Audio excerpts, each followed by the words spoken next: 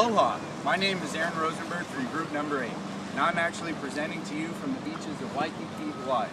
I'm here in Hawaii with Western Washington's men's basketball team to play BYU Hawaii and Chaminade University.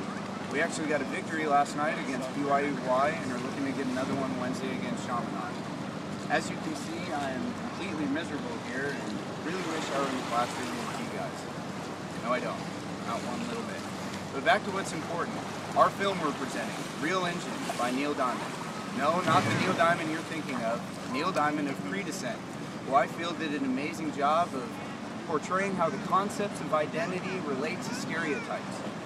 The scene that I chose from the film actually focuses on one very polarizing character, Iron Eyes Cody, who is perhaps the most famous Hollywood Indian actor, who acted in over 100 Native American films, constantly portraying chiefs from Plains Indian tribes like Sitting Bull.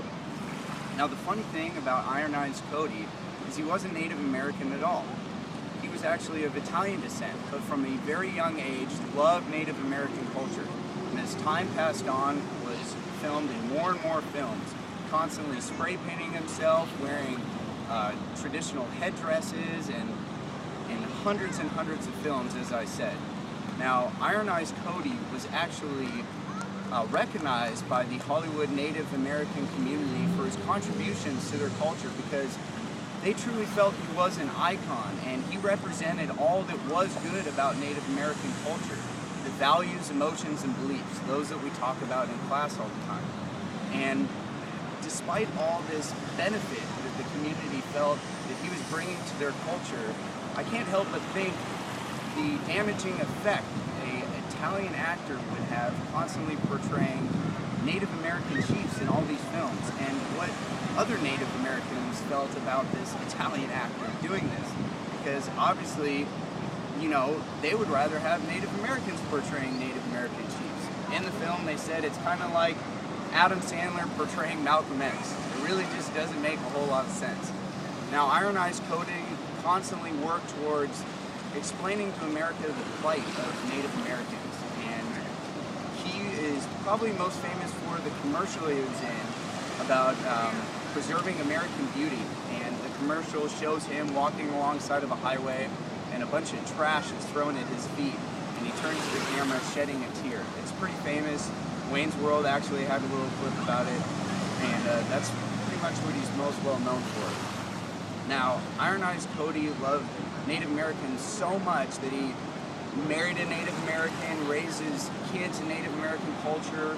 The scene actually showed the director interviewing his son, who wants his father's legacy to live on.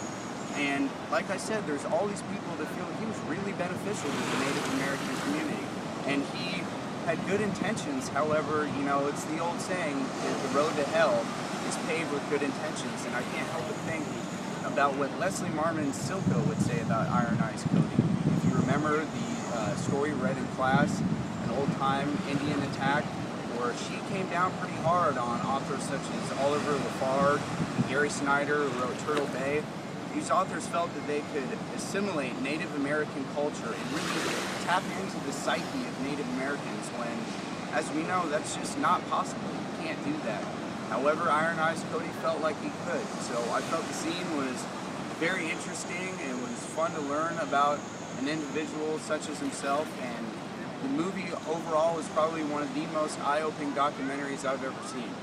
But I'm going to let you guys go, jump in this water because I'm hot as hell, and I'm going to let my group finish the presentation. We'll see you guys when I get back next week. Have a good one.